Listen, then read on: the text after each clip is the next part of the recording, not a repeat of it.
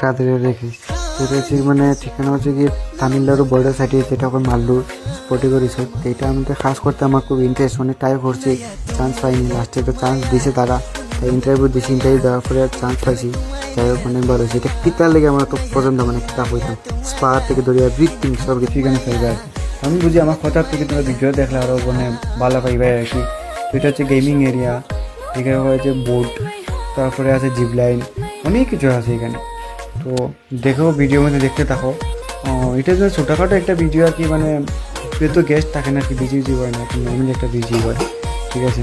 তো বিজি কী তারা এটা রেখো, যেমন 3000 গেস্ট আইছে, তারপরে বিয়ে হয়েছে এখানে, বিয়ে সাথে হয়েছে, ফাংশন টাংশন অনেক কিছু হয়েছে।